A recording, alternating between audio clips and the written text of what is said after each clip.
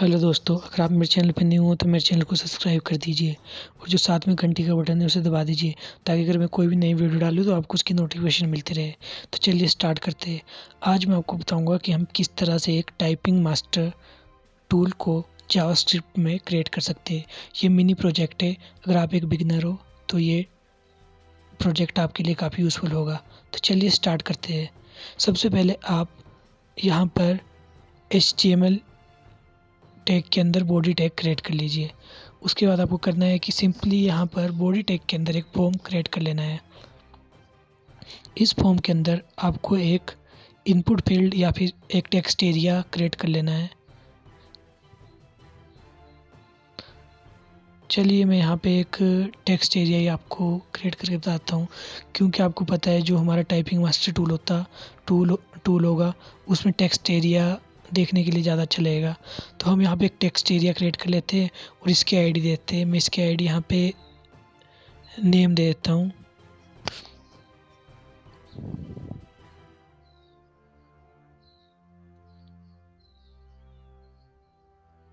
अब आपको ये करना है कि जो आपको इसकी रोज़ और कॉल दे देना है कि आपकी इसकी जो हाइट होगी और विड्थ कितनी होगी। तो आपको इसकी रोज़ में 5 पिक्सल दे देना है और कॉल्स में आपको इसकी 40 या 45 पिक्सल दे देना है। अब आपको जो आपका फॉर्म क्लोज टैग है उसके बाहर आपको एक यहाँ पे बटन क्रिएट कर लेना है। बटन की आईडी आपको यहाँ पे SND दे देनी है। आप यहाँ पे कुछ भी आईडी दे सकते हो। उसके बाद आपको करना है कि आपको यहाँ पर बटन का नाम लिख देना है। मैं यहाँ पे टाइपिंग लिख देता हूँ। उसके बाद मैं यहाँ बटन को क्लोज कर देता हूँ।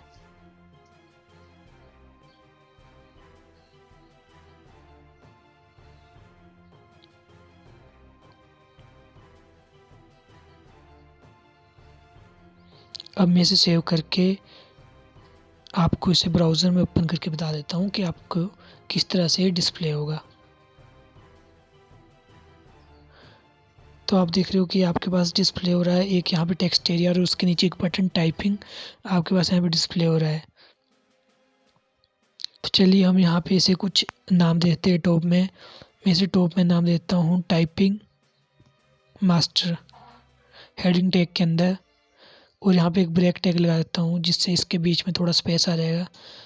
तो मैं इसे रिफ्रेश करता हूँ तो आप देख रहे हो कि मेरे पास यहाँ पे टाइपिंग मास्टर लिखा हुआ आ रहा है और नीचे एक टेक्स्ट एरिया और एक बटन। तो हम यहाँ पर टाइपिंग मास्टर जो क्रिएट करेंगे हमें 3 स्टेप फॉलो करने हैं। यहाँ पे 3 स्टेप को फॉलो करके हम यहाँ पे अपना टाइपिंग मास्टर इजीली क्रिएट कर सकते हैं। जो हमारा फर्स्ट स्टेप है, create a count function which count the words and the character. हम सबसे पहले एक काउंट फंक्शन क्रिएट करेंगे। एक फंक्शन क्रिएट करेंगे जिसका नाम हम काउंट देंगे, जिसका काम ये होगा कि जो भी हम यहाँ पे यूज़र टाइप करेगा उसमें जितने भी कैरेक्टर होगा और वर्ड होंगे ये उन्हें काउंट करेगा। और जो सेकंड फंक्शन है हमारा, वहाँ पे हम टाइमर फंक्शन क्रिएट करेंगे सेकंड स्टेप में, जिसका काम होगा जो यहाँ पे हमें टाइमिंग दिखाएगा 10 से लेके 0 तक, या यहाँ पे आप 60 से लेके 0 तक भी टाइमिंग सेट कर सकते हैं। और जो हमारा थर्ड स्टेप है इसमें हम एक एरे क्रिएट करेंगे जो हमें रैंडम पैराग्राफ दिखाएगा। तो चलिए स्टार्ट करते हैं हमारा फर्स्ट स्टेप। सबसे पहले हम यहाँ पे जो हमारा बॉडी टैग के बाहर यहाँ पे स्क्रिप्ट टैग स्टार्ट करते हैं और क्लोज कर लेते हैं। इसी स्क्रिप्ट टैग के अंदर हम अपना जावास्क्रिप्ट का कोड लिखना स्टार्ट करेंगे। हम यहाँ पे सबसे पहले हमारा जो फर्स्ट स्टेप था जहाँ पे हमें एक काउंट फंक्शन को क्रिएट करना है, तो हम यहाँ पे सबसे पहले एक फंक्शन क्रिएट कर लेते हैं काउंट नाम से। इस फंक्शन का काम होगा कि ये जो भी यूज़र टाइप करेगा उसमें जितने कैरेक्टर होंगे और वर्ड होंगे ये उन्हें काउंट करेगा। तो चलिए हम यहाँ पे सबसे पहले एक वेरिएबल क्रिएट कर लेते हैं वार नेम नाम से, वार कैरेक्टर नाम से।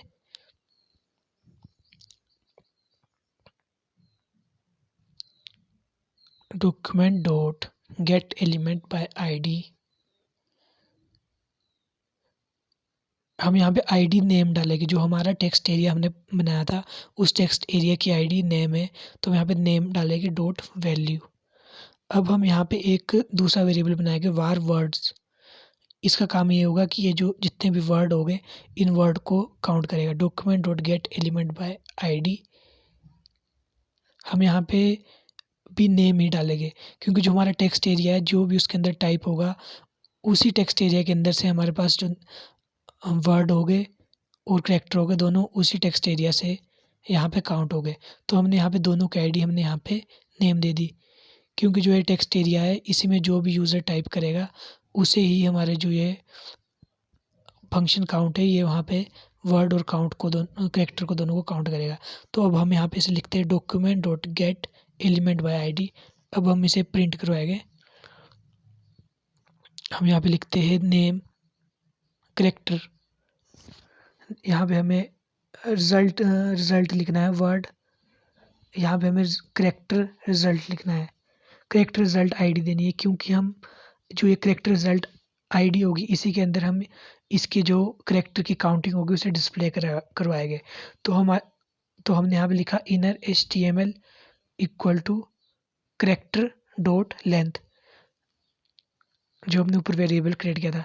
अब हमने जो यहाँ पे करैक्टर काउंट आईडी दी है ये हमारे पास अभी बनी नहीं है, तो हम इस करैक्टर डॉट काउंट जो हमारी आईडी है इसे हम ऊपर हमारा जो बॉडी टैग है, बॉडी टैग के अंदर हम अपनी करैक्टर डॉट काउंट आईडी को क्रिएट कर लेते हैं। तो चलिए मैं यहाँ पे डिव बना लेता हूँ, डिव आईडी करैक्टर काउंट, जो मैंने अभी आईडी यहाँ नीचे दी थी करैक्टर काउंट।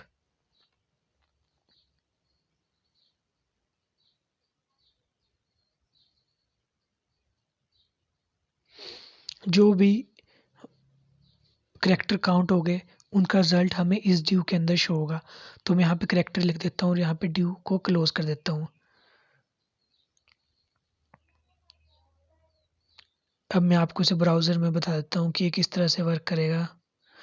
अब सबसे पहले मैं यहाँ पे ऑन की अब इवेंट लगा देता हूँ, क्योंकि तभी हमारा जो फंक्शन है ये वर्क करेगा, क्योंकि हमें इसे इवेंट लगाना ज़रूरी होता है। तो मैंने यहाँ पे ऑन की इवेंट लगाया और यहाँ पे मैंने फंक्शन का नाम लिख दिया काउंट। तो अब जैसे मैं रिफ्रेश करता हूँ, अब मैं यहाँ पे कुछ भी टाइप करता हूँ तो आप देख रहे हो कि मेरे पास काउंट हो रहा है। मैं आपको इसे थोड़ा जूम करके बता देता हूँ। तो आप देखो जैसे मैं यहाँ पे कुछ भी टाइप कर रहा हूँ तो ये इसके जितने भी करैक्टर है यहाँ पे नीचे लाइव काउंट हो रहे हैं। तो आपने देखा ना ये हमारा जो काउंट का फंक्शन है वो वर्क करना स्टार्ट कर दिया है। अब हम यहाँ पे जो हमारे वर्ड हो गए, अब ये बताएगा कि कितने वर्ड काउंट हुए।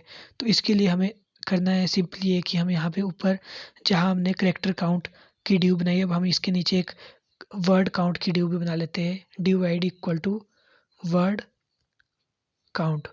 अब होगा ये कि जो भी हमारे वर्ड काउंट हो गए वो इस डिव के अंदर उसका रिजल्ट हमें शो होगा। तो मैं यहाँ पे वर्ड लिख देता हूँ और इस डिव को क्लोज कर देता हूँ। अब मैं इसे यहाँ पर जब मुझे वर्ड काउंट करने होते हैं तो इसके लिए मुझे यहाँ पे लिखना होगा words equal to words dot, मुझे इसे कनकिनेट करवाना होगा डॉट मैच। यहाँ पे मुझे ये लिखना होगा, ये कोड लिखना होगा। ये कोड मैं आपको नोटपैड में दूंगा, आप वहाँ से इस कोड को यूज़ कर सकते हो।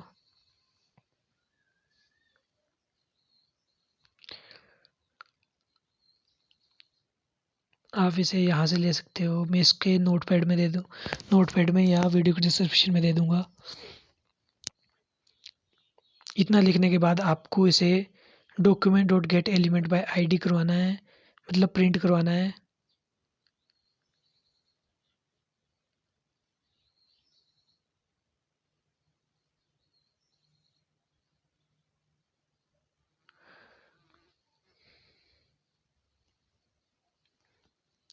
Document dot get element by ID. अब आपको यहाँ पे आईडी देनी है वर्ड काउंट, जो भी आपने ऊपर क्रिएट की थी। यहाँ पे जो भी आप आईडी क्रिएट की थी word count dot inner HTML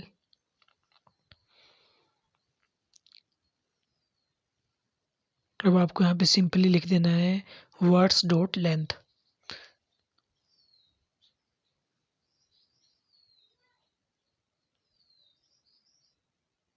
अब कोड को सेव कर देना है। अब मैं आपको इसे ब्राउज़र में रन करके बताता हूँ। जैसे मैं यहाँ पे कुछ भी लिखता हूँ, जैसे देखो मैं लिख रहा हूँ हाय, तो मेरे पास ऊपर करैक्टर आ रहे हैं और नीचे मेरे पास वर्ड आ रहे हैं कि कितने वर्ड काउंट हो रहे हैं। तो आपने देखा कि ये दोनों परफेक्टली वर्क कर रहे हैं।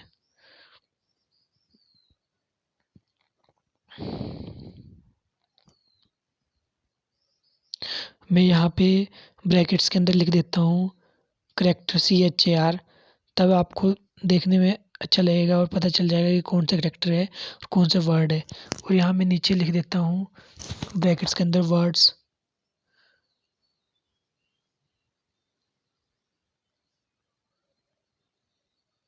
अब देखिए जैसे मैं यहाँ पे टाइप करना स्टार्ट करता हूँ तो आप देखो मेरे पास नीचे आ रहा है करैक्टर 7 और वर्ड 3। मैं इनके बीच में थोड़ा स्पेस देता हूँ जिससे देखने में थोड़ा अच्छा लगेगा। इसके लिए आपको सिंपली ब्रैकेट्स के बीच में थोड़ा स्पेस दे देना है। अब देखिए जैसे मैं यहाँ पे कुछ भी लिखता हूँ तो आप देख रहे हो कि मेरे पास ऊपर आ रहा है करैक्टर ऊपर टाइप हो रहे हैं और नीचे मेरे पास वर्ड आ रहे हैं कि कितने मैंने वर्ड यहाँ पे टाइप कर दिए। तो देखा आपने, ये काफ़ी इंटरेस्टिंग और कितने अच्छे तरीके से वर्क कर रहा है।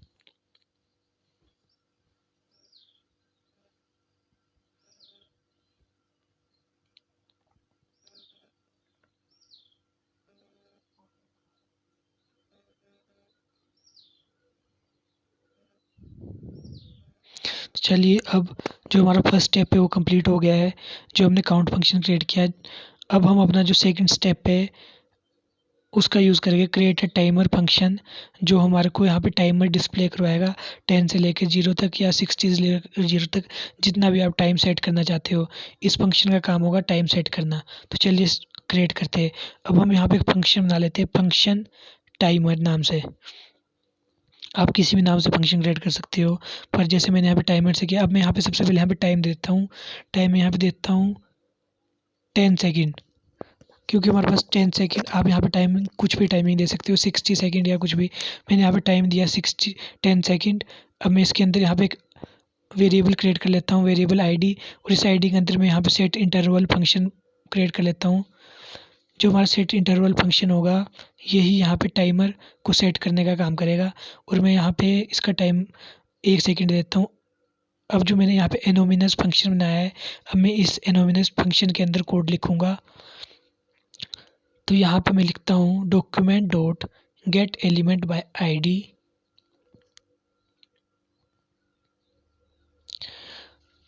अब मैं यहाँ पे टाइमर रिजल्ट नाम से एक ID क्रिएट कर लेता हूँ और यहाँ पे लिखता हूँ dot inner HTML equal to time.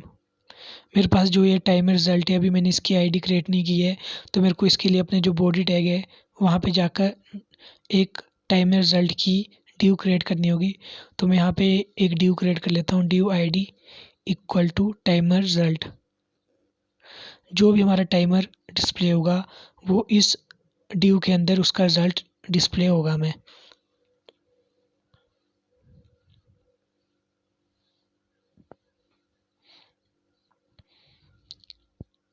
अब हम यहाँ नीचे लिखेंगे टाइम इक्वल टू टाइम -1। इसका मतलब ये होगा कि हर सेकंड के बाद जो टाइम है वो एक एक डिक्रीमेंट हो जाएगा। जैसे 10 के बाद 9, फिर 8, फिर 7, फिर 6। अब हम यहाँ पे एक कंडीशन लगाएंगे, इफ कंडीशन। अगर हमारा टाइमर 10 से कम 0 से कम हो जाता है तो यहाँ पे क्लियर इंटरवल हो जाएगा। जो हमने सेट इंटरवल किया था वहाँ पे क्लियर हो जाएगा। हम यहाँ पे ID लिख रहे हैं क्योंकि हमने इसी ID के अंदर अपना सेट इंटरवल को स्टोर किया था, तो हमने यहाँ पे ID लिख दी। अब हम यहाँ पे एल्स कंडीशन लगाएंगे।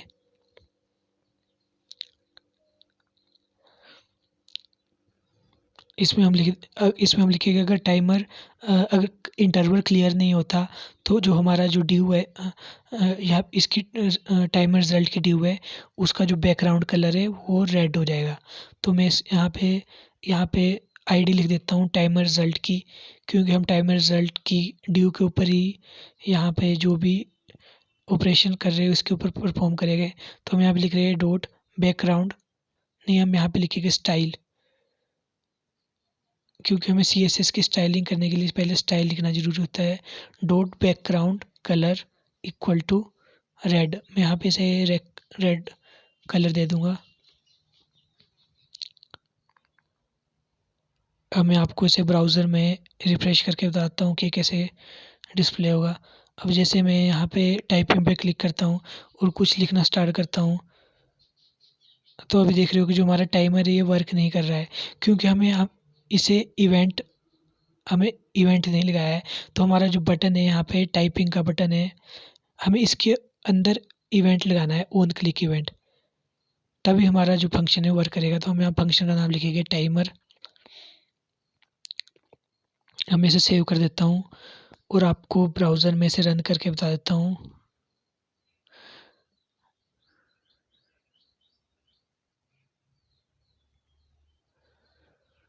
अब जैसे मैं यहाँ पे टाइपिंग पे क्लिक करने के बाद टाइप करना स्टार्ट करता हूँ, तो आप देख रहे हो कि मेरे पास यहाँ पे टाइमर स्टार्ट हो गया है। 10 से 9 7 6 5 4 3 2 1 और ये 0 पे जाकर रुक जाएगा, क्योंकि मैंने इफ कंडीशन पे इंटरवल को क्लियर कर दिया था।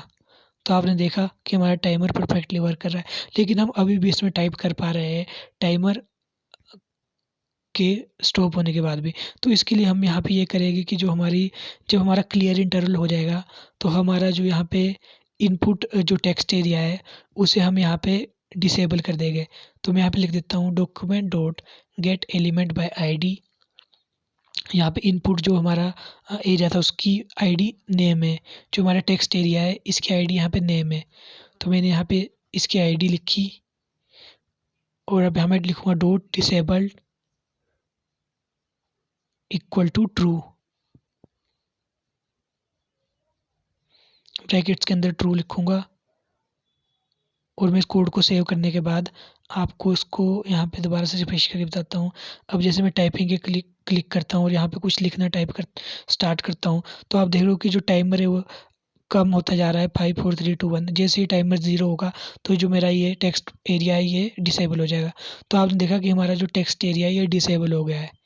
तो आपने देखा कि ये कितना परफेक्टली वर्क कर रहा है।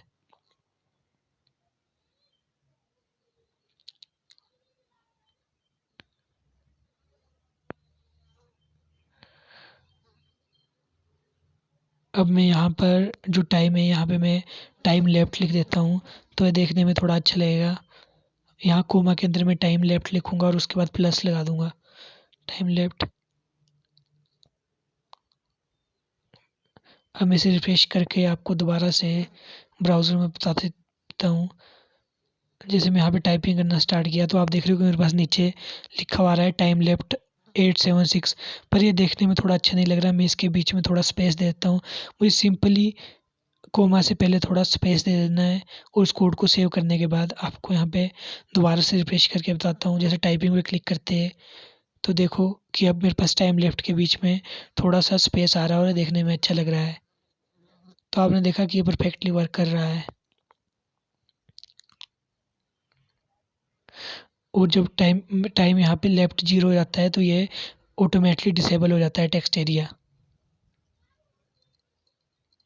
तो चलिए अब हमारा स्टेप 2 भी कंप्लीट हो गया। अब हम स्टेप 3 करेंगे, जिसका जो हमारा स्टेप 3 इसमें हमें क्रिएट एरे, हम यहाँ पे एक एरे क्रिएट करेंगे और इसके अंदर स्टोर करे रैंडम पैराग्राफ स्टोर करेंगे जो हमें रैंडमली डिस्प्ले हो गए।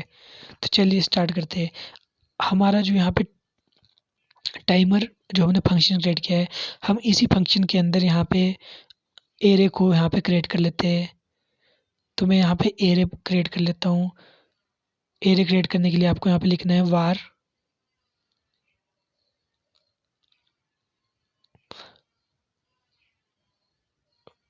वार यहाँ पे मैं नाम दे देता हूँ पैराग्राफ नाम दे देता हूँ मैं इसे एरे को। आप कुछ भी नाम दे सकते हो।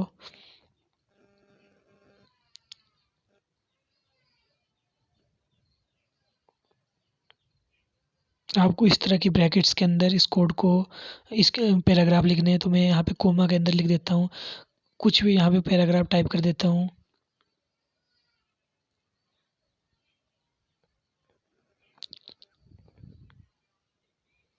अब मैंने यहाँ पे कोमा दिया।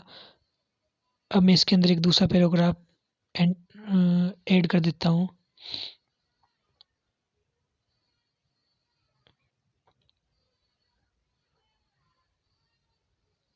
अब मैं यहाँ पे थर्ड पैराग्राफ ऐड कर देता हूँ। आप यहाँ पे मल्टीपल अपनी मर्जी से जितने मर्जी पैराग्राफ ऐड कर सकते हो।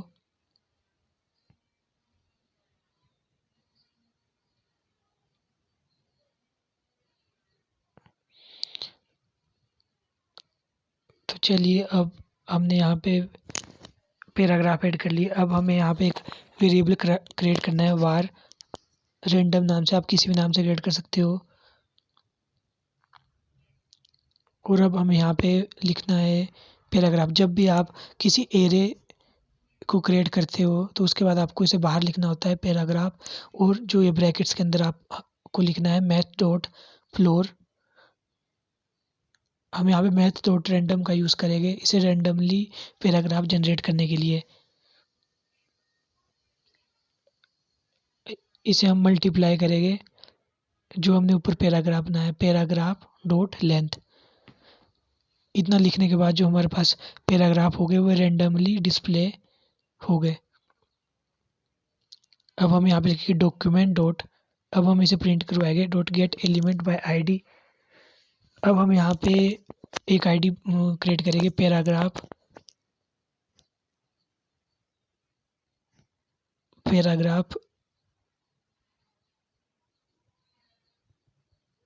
रिजल्ट नाम से मैं आईडी क्रिएट कर लेता हूँ। Dot inner HTML equal to random. अब जो मैंने यहाँ पे पैराग्राफ रिजल्ट आईडी क्रिएट की है, मुझे इस आईडी को ऊपर जो मेरी बॉडी सेक्शन है वहाँ पे भी इसे मुझे क्रिएट करनी है एक ड्यू, क्योंकि इसी ड्यू के अंदर हमारा जो पैराग्राफ रैंडमली पैराग्राफ डिस्प्ले हो गया। तो मैं यहाँ पे इसे सबसे ऊपर क्रिएट कर लेता हूँ ड्यू आईडी पैराग्राफ रिजल्ट, और इसके अंदर मैं लिख देता हूँ पैराग्राफ। जितने भी हमारे पास रैंडमली पैराग्राफ डिस्प्ले हो गए वो इसी ड्यू के अंदर डिस्प्ले हो गए। तो अब मैं इसे सेव करने के बाद आपको ब्राउज़र में रन करके बताता हूँ। अब जैसे मैं टाइपिंग पे क्लिक करता हूँ तो आप देख रहे हो कि मेरे पास यहाँ पे रैंडमली पैराग्राफ आ चुका है और ये इजीली वर्क कर रहा है।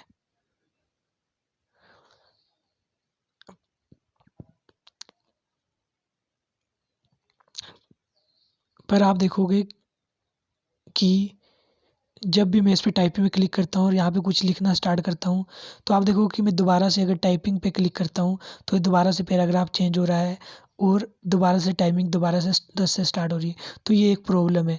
इस प्रॉब्लम को सोल्व करने के लिए हमें सिंपली ये करना है, जो हमारा कोड है वहाँ पे हमें ये करना है कि जहाँ हमने document dot get element by ID, अगर हमारा इंटरवल क्लियर नहीं होगा, जब हमारा इंटरवल चल रहा होगा तो हम हमारा जो ये बटन है टाइपिंग हम इसे डिसेबल कर देंगे। तो इसके लिए हम सिंपली करना है कि हमें इसकी आईडी लेनी है। इसकी आईडी है सेंड SND। तो हम यहाँ पे लिखेंगे document dot get element by ID SND dot disabled equal to true. ये करने के बाद होगा ये कि जब हमारा एक बार टाइमिंग 10 से लेके 0 तक स्टार्ट हो जाएगी तो हमारा जो ये टाइपिंग का बटन है ये डिसेबल हो जाएगा, हम दोबारा इस पर टाइप नहीं कर पाएंगे। तो आप देख रहे हो कि हमारा जो टाइपिंग का बटन है ये डिसेबल हो चुका है और हम दोबारा इस पर क्लिक नहीं कर पा रहे हैं। तो आपने देखा कि ये परफेक्टली वर्क कर रहा है और आपने देखा कि जब हमारा 0 टाइमिंग होता है तो ये टेक्स्ट एरिया भी ऑटोमेटिकली डिसेबल हो जाता है। तो आपने देखा कि हमारा जो है टूल है ये परफेक्टली वर्क कर रहा है। मेरे अगले ट्यूटोरियल में आपको बताऊंगा कि हम किस तरह से यहाँ पे टाइमिंग स्पीड निकालना का फंक्शन ऐड करेंगे और किस तरह से इसमें जो जितने भी वर्ड रॉन्ग है और राइट है उनको चेक करेंगे। ये मैं आपको मेरे आने वाले अगले ट्यूटोरियल में बताऊंगा।